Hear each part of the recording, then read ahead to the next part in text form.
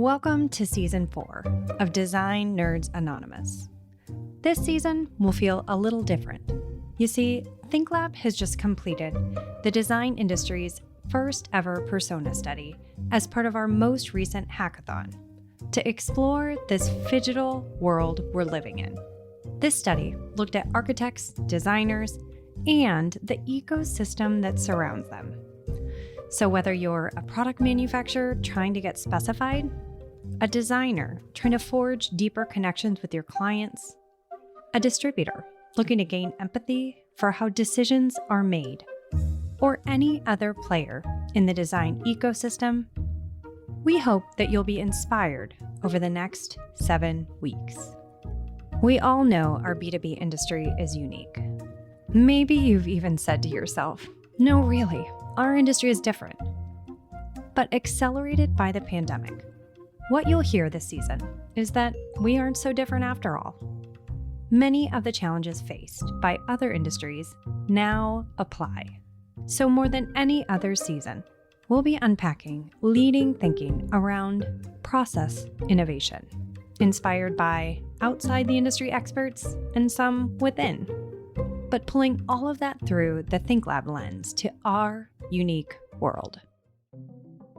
We're taking some of the B2C consumer methodologies for research and applying them to our industry through things like Secret Shopper for showrooms, and now persona research to really look at the phygital journey and ways that we can maximize the personalization that this offers. The voice you just heard was from Meredith Campbell, part of our research and content development team at ThinkLab. In Chapter 2 of 2 in this episode, you'll hear more from Meredith about our work to customize personas for the design industry. She'll explain our industry-focused approach to personas and explain how these personas can help you prioritize not only your marketing investments, but also those that are selling your product or services time. But first, in Chapter 1, you'll hear from Jim Kraus, president of the Persona Institute. He'll help us understand how the broader world leverages personas for sales and marketing. You'll learn what a persona is, why they're important, and how to start your persona journey, even if you want to DIY it. Welcome to Season 4 of Design Nerds Anonymous, the podcast that sparks curiosity at the intersection of business and design. I'm your host, Amanda Schneider, founder and president at ThinkLab, the research division of Sandow Design Group. So let's dive in to Chapter 1. Our first interviewee and assistant to setting up this topic is Jim. My name is Jim Kraus, president of the Buyer Persona Institute. My role basically is running the company, but more importantly, being the advocate for a way of doing buyer personas that's maybe a little bit different than a lot of the marketplace thinks about what buyer personas are. So I kind of wear two hats. One is trying my best to educate the market around buyer personas and maybe a new way of thinking about buyer personas that can make a bigger impact on marketing and sales than maybe they originally thought. The other hat I wear is just working with companies on a day-to-day basis to help guide them in their buyer persona efforts so that they can maximize any investment they're making on them. Jim shares that while some brands create personas, common errors include categorizing them with great information that doesn't actually help you craft their buying journey. If you were to do a buyer persona, quote unquote, defined as demographics, right? Here's a particular role, here's their industry, here's their enterprise size, even here's their top priorities and challenges that they have. That's fine, that's helpful. But what it doesn't do is it doesn't go to that layer of depth where you're getting into their actual buying decision. So let's say, for example, you have a buyer persona or a profile of a CIO, and you might know, hey, here's the things the CIO is really worried about. Here's their opportunities and things they're focused on. Here's some about their demographics or firmographics. It doesn't help you develop marketing strategy and marketing content that's going to actually help you sell the product or service that you're offering them. So our approach to buyer personas is really profiling the buying decision, not the individual. We call that kind of the cover page of a buyer persona. The buyer personas that we focus on tend to be for products and services that are what we call high consideration decisions.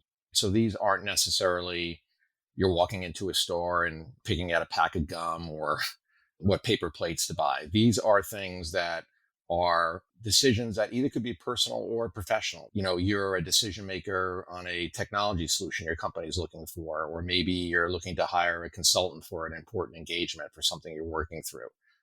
The commonalities in all these types of decisions is they take longer to do. They tend to be a little bit more high risk for the buyer. There's more at stake. These are things that they're going to have, probably a decision they're going to have to live with for a while. So there's a lot at stake. And the other characteristics I'd point out is that they're usually looking at multiple options. And with all the personas we've done, with a lot of research that's out there, when it comes to decisions like this, a lot of times buyers have a difficult time making an apples to comparison between the different options that they have to choose from. All of those things lead to uneasiness, a lot of questions about the purchase decision. So fundamentally, what you're competing on as the provider of those types of products and services is trust, right? You're trying to be the provider that you've got this uneasy buyer per se, and you're trying to make them feel confident that you understand them and that you have the right products and services to meet their needs.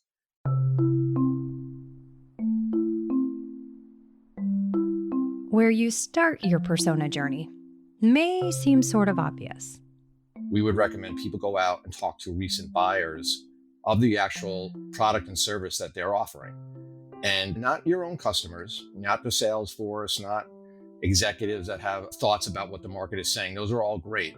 The only experts when it comes to the buying decision is the actual people that are making that purchase decision. They are the experts. And the only way to understand what's in their minds and their concerns and triggers is actually talking to them, doing an in-depth interview to understand 5 key things. As part of their process, the Buyer Persona Institute takes us through what they call the 5 rings of buying insights. The first one is priority initiatives. These are the reasons that particular buyer is looking for that particular solution. There's a good chance that they've had this challenge for a while. What is the thing that's triggering them to look for it in this moment? The second one is success factors. These are desired outcomes.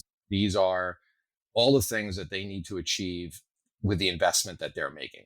So the first 2, the priority initiatives or the triggers, the success factors or the benefits, these are the places that you really want to connect with buyers in your marketing strategy and your messaging, right? These are the first 2. So they understand that you know what outcomes they're looking to achieve and you can show them a path to achieving those, going back to that trust factor. The next 2 are also pretty important.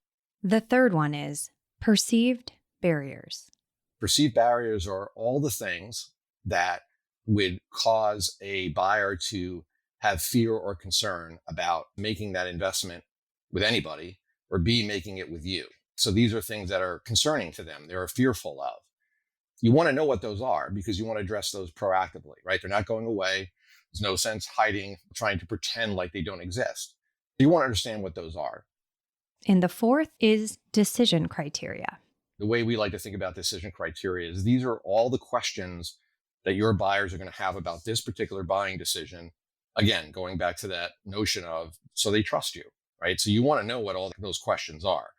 One of the ways we perceive barriers and decision criteria is when we do interviews, and how we recommend when you talk to recent buyers is to really go through their entire story so you understand the entire evaluation process and actually how did they find providers to even consider and how did they winnow down their choices. If it's a business to business type decision, how did they go from 5 providers to 3, from 3 to 2? And that's where you get all the perceived barriers and all the decision criteria comes out. It's very detailed, it's very specific, and it informs the actual marketing you're going to do around that particular product or service. Lastly, the fifth and my personal favorite, the buyer's journey. That is things like what individuals in the organization are involved in the decision, or if it's a personal decision, who's involved in it? What is the information sources they use and trust? What are the steps in the process? You get all these insights from doing these interviews. And once you have all these insights, the first 4, the priority initiatives or triggers, the success factors or benefits, the perceived barriers, and the decision criteria, that should be the core of your messaging. If you just have demographics on a buyer persona, you're not going to be able to get that deep. You're not going to get to that layer of trust with them. So the combination of what I described as a buyer profile and those 5 rings of insights, to us, that is what is a complete buyer persona.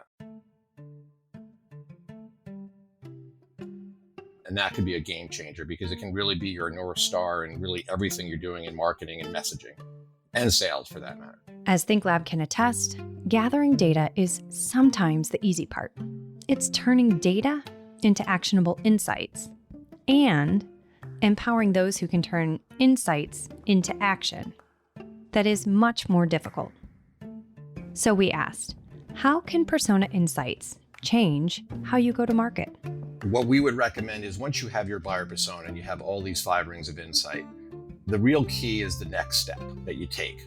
All the buyer wants and needs are your capabilities. If you can picture a Venn diagram, on the left-hand side of your Venn diagram, you have a circle. And the circle is everything your buyer wants, needs, and wants to experience in their buyer's journey. So these are all the things that you just found out in your persona. You've done the persona work, you found out all these things. You know the answer. You know what they want. That's a pretty huge check mark right there. The circle on the right of the Venn diagram, the other circle, is the next step to take, which is what are all your firm's capabilities specifically mapped to all the buyers' wants and needs that you found out. You want to figure out what is your company, what can your company address credibly, and even differentiate yourself versus other alternatives they may be considering. The intersection between those 2 points, and there's different ways to get it, but the middle section is the sweet spot, right? That is the place where you can feel 100% confident that when you go to market, the things you're going to be talking about, communicating about, customer experience or buyer experiences you're going to be coming up with are going to be perfectly in line with what your company can do. So the power of that is, you know, your messaging is going to be on point. You have a credible story to tell. You've got great conversation starters for your sales force because you can go out to them, and the sales force doesn't want to see a buyer persona. The sales force wants to know, what do I need to communicate and talk to my buyers about? What are they going to care about? What's going to come out of that is a whole bunch of proof points. So now the sales force can go in there and they can be super confident that they've got something that's going to be relevant to the buyers. They feel really good that their organization has what it takes to really back up what they're saying. Earlier, we heard about pitfalls in how personas were constructed. But let's hear from our persona expert about other ways companies commonly fail to get the most out of persona work.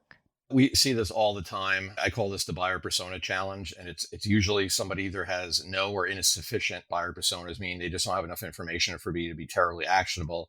Or on the other hand, they have too many personas. You really shouldn't have any more personas than you can actually devote resources to and have a marketing strategy for. So you're not going to go to market 50 different ways as an example, or even 10 different ways. The other thing is Gartner's put out some really great research showing that if you try to tailor your messaging too much to different buyers, that actually causes consternation within an organization. It actually hurts rather than helps if you're going too tailored to different audience groups. Because the reality is, if you base it on the actual buying decision, that is the rallying point, right? That is the point where everybody's pretty much on the same page. There may be little nuances here and there, but you're trying to focus on the specific decision.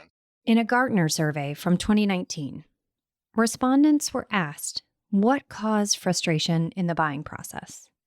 Here are the top 4 responses, which from our research relate directly to many frustrations in our industry. Number 1, difficulty finding specific information. Number 2, getting pushed to buy when just learning or exploring. Number 3, too much follow-up. And finally, number 4, hard to compare products side by side. Accelerated by the past 2 years, we suspect things have gotten even worse from these measurements as we explore this dizzying world of digitization that is still quite new. So we asked Jim, how can personas help? Buyers are very frustrated, especially complex B2B decisions. These are really significant purchases for them, whether from a dollar standpoint or just how important it is to the business.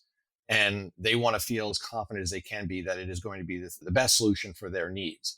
By coming out with generalities or marketing platitudes or information that's not very specific, all you're doing is frustrating it. You're making it harder for them. You're detracting from trust. You're actually making the decision worse. So there's a lot of frustration. If you take the opposite side of the coin and you say, okay, If I really understand the buyer's journey and I understand all the information that they're looking for to make a decision, and I understand what all their concerns are, I can come up with a marketing strategy and messaging that is very helpful for the buyer. You want to be helpful. You want to be informative. These personas are a remedy to all of that. If you do that work and you map it to your capabilities in your organization, it all leads to that trust. This can be a real game changer. It's going to help your close rates for sure. It's going to help you develop thought leadership content. It's just going to simplify your marketing strategy, and it's going to make it much more on point so that when you go to market, you can feel really confident that the message you're getting out there is going to be highly relevant to the buyers that you're trying to influence and help. So if you're looking to develop a unique approach to personas, you're welcome to reach out to Jim at buyerpersona.com, and you'll go to the Buyer Persona Institute. The other great thing about the website is we also provide a lot of free resources there. So we have a master class for those do-it-yourselfers that kind of can take you through how to do those buyer persona studies. So there's a wealth of information on the website. If this persona work is interesting, feel free to check out the Persona Experts. But now, I'm excited to dive into an application of this type of persona work to our beloved industry. To help me walk you through that, I've invited my coworker. I'm Meredith Campbell. I'm part of the research and content development team at ThinkLab and the host of the Learning Objective podcast. I asked Meredith to talk to us a bit about where this research started and how we ended up looking specifically at personas for the design industry. For anyone who may not be familiar with the ThinkLab hackathon, it is quite simply a 6-month-long research project, and we set out to solve a big, hairy problem that is affecting multiple parties within our industry. And so this year, the problem to solve was this desired balance between human and digital with brands today. Throughout that process, we had interviews, surveys, so qualitative and quantitative, and also secondary research. Back when the research started, and even today at the time of recording, a couple of the big things that were affecting our sales teams and things we were hearing from marketing teams within our clients were things like, my time as a sales rep used to be 80% in person, and now it's less than half. From the marketing teams, we were hearing things like, everything feels important as we're making the switch to digital. And we really want to understand, what are our priorities? Where do we need to be spending our time? The first thing that we did were exploratory interviews, and that was with a team of principals. And these were all from A&D firms. We heard things from this group like, my reps are my lifeboat. I've had 30 plus year relationships with these people. They save me from myself. They save me when I'm in a pinch. Yet we have this generation of designers and specifiers coming up who may not have those relationships, especially if they started in the height of the pandemic. We also heard them say things like, we're digitally overdosed because that's the only information that we've been getting. And so there were some clear tensions at play, which led us next into our focus groups, which is where we really started to have conversations with multiple members throughout the ecosystem. So that was A&D, those were end users, and even some of the real estate community as well. What started to happen is, as we were going through this journey, and we asked them throughout their buying journey, which is a project journey in our world, what some of their preferences were, what some of their behaviors were. And we started to notice some patterns emerging. And we started to form this hypothesis of, we think that these groups fall into personas. It became very clear to us that while there were some universal truths that were uncovered later in the survey data, which was over 850 respondents from throughout the ecosystem, we really started to hypothesize, hey, based on this, we're hearing this. I think this is kind of a persona type. And that's when we started to get really excited, is because we started to see the potential of being able to clarify what these wants and these desires and these priorities were for our partners that we entered into this research with. In Chapter 1, Jim talked about the 5 rings of insights. The place that we looked at most was really that 5th one, the buyer's journey.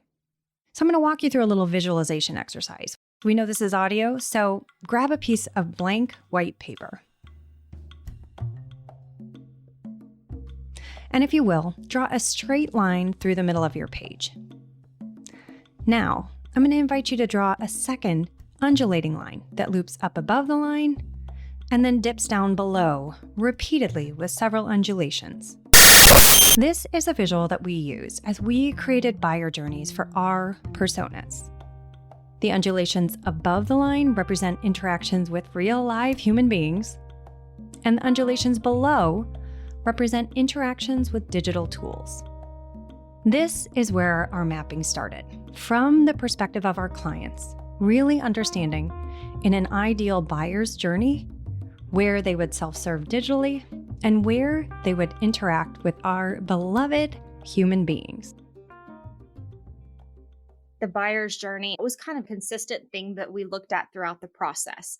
If you can imagine, on the top of the line is human and on the bottom is digital. Where are these places that you go to a human? Where are these places that you interact with digital? What would your preference be in those places? We also divided it into human local and human remote because we started to get a sense that that was going to be part of this as well. This map is ThinkLab's vision of the new phygital journey. That's physical plus digital. And while much of this was focused on the product specification journey specifically, since our research included designers, architects, and end users, there will be nuggets in here for those selling services as well. Our industry has been more analog in the past, and now everyone is in this process of figuring out what needs to be digital and how that journey works. Part of what this does is it clarifies and prioritizes based on each persona what that preference is. Each persona had its own distinct preference for that blend throughout that phygital journey. But like Jim, Meredith explains how personas should really not necessarily be created around demographics alone. We actually found, for example, that ease of doing business was the key success factor across all of our groups, universally.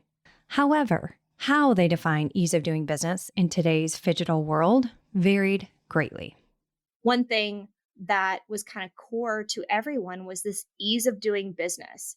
But ease of doing business to you might look very different than ease of doing business to me, just based on my preferences for how I like to work, my background, the role that I'm in. There's so many different factors beyond just demographics that go into this. This gave us a level deeper than just saying, oh, this person is in this generation, or oh, this person is this title, or oh, this person works in this sphere of the ecosystem, because it was a lot deeper than that. And it really spanned those typical demographics that we historically have looked at in our industry. All of a sudden, I can use that journey and that phygital understanding to help really personalize that, because we can't ask every single person what their preference is. And it begins to feel overwhelming, right? If you're actually giving someone a human where they want to have digital, or you're not supporting someone with a human where they maybe do feel like they're comfortable to self-serve digitally, which we also saw.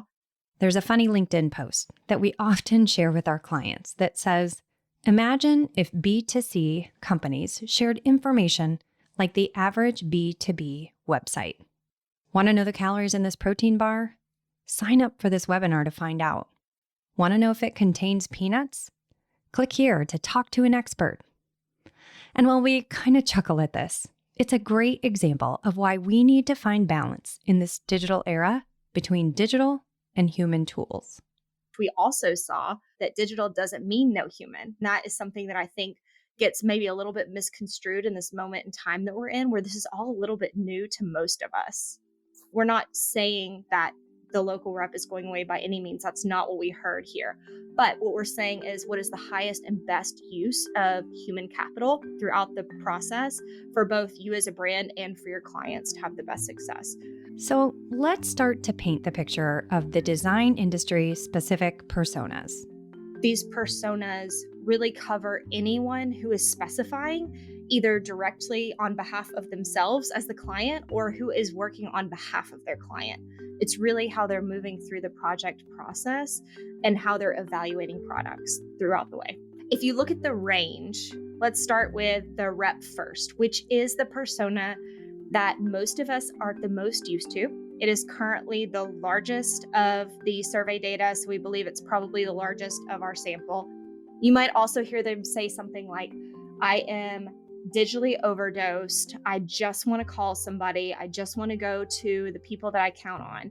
And I would say historically, that's what we've expected for every sales rep to be, is to be the person who caters to the rep first persona, right? That's your ideal as a rep, is to have the rep first person who calls you as their first line of defense. You're the one who helps them clarify this world that's so dizzying to them. But they're only one portion of the personas that we identified. So it's really important to understand that there are 4 others. And then on the opposite side of the spectrum is your digital first specifier. Something you might hear from your digital first persona is, if this brand doesn't have a Revit family readily available, I don't care how beautiful their product is, I'm going to go somewhere else. So they really value that ease, that convenience, and the digital tools are make or break it with this group. Now, something that is very interesting with this group is just because they're digital first does not mean they're digital only. In fact, this particular persona, more than any others, expects the quickest, most concise response from any human that they're speaking to within this brand. So when they do go to a human, they have certain expectations of speed and convenience in those interactions too. So again, what they value is just different, but ease of doing business is really core to both of those personas. But how that translates into their values, how that translates into success, that's where the magic starts to happen. I asked Meredith to talk a little bit about that magic. How do we start to leverage these personas and insights to change our strategy and approach? Number one, just knowing that these personas exist is power, because you can start to recognize certain things just by understanding it. So there's really a choose your own adventure approach. You can be as shallow or as deep with this information as you want to. One of the things for sales is that their face time with clients has diminished quite a bit, but the way that they're spending their time, they're also having to be so much more efficient with it because they're having to do more with less. In fact, ThinkLab data suggests that the average rep in the design industry has gone from 80% of their time spent face-to-face with clients to still, at the time of this recording in 2022, less than half. So by understanding these personas, understanding their preferences, understanding where your expertise as a rep is best spent, helps you know where to spend your time.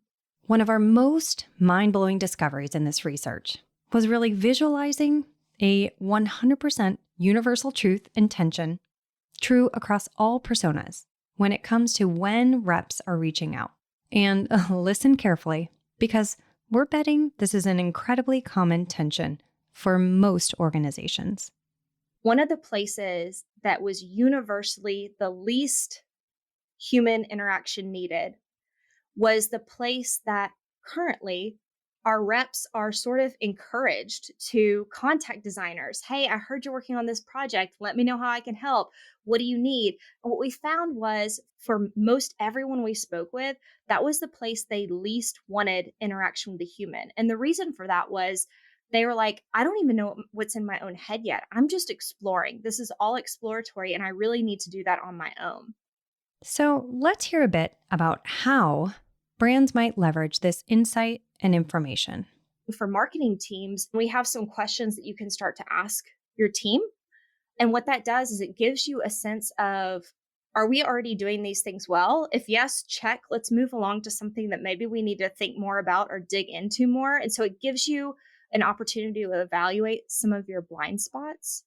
The other thing that some brands are doing is, while we have the aggregated data of the percentages that each persona falls into today for each persona within that 850 plus person survey that I mentioned, we have some brands that really want to understand what their makeup is and to see which of these personas may have a higher percentage, or even compare it as the years go on, as we start to see some of these personas that we really believe are emerging, that while today may be a small percentage, they're small but mighty, and it may be able to even start to track some trends. So that in and of itself is really powerful. And then from there, that helps you clarify maybe a couple of the personas that you want to dive into. As we close out this episode, which will really provide the foundation for the rest of the episodes in this season, I invited Meredith to challenge us to think differently and perhaps even think bigger. Here's what she said.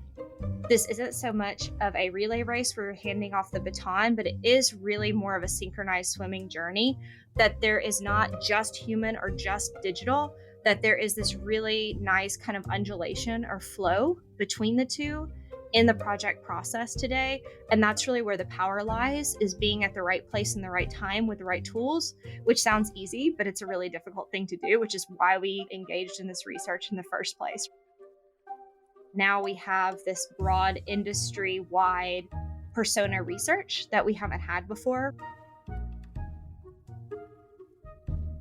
Manufacturers, this one's for you. Want to map your own buyer's journey with your brand? ThinkLab can help. I'd like to personally invite you to explore our latest playbook titled 5 Personas and 50 Ways to Design Their Phygital Journey. We leveraged over 6 months of generative research and thousands of data points to literally create a roadmap for you. Get yours today at thinklab.design/playbooks. Design Nerds Anonymous is a proud member of the Surround Podcast Network. Discover more shows from Surround at surroundpodcasts.com. This episode of Design Nerds Anonymous was produced and edited by Sandow Design Group. Special thanks to the podcast production team, Hannah Vitti, Wise Grisette, and Samantha Sager.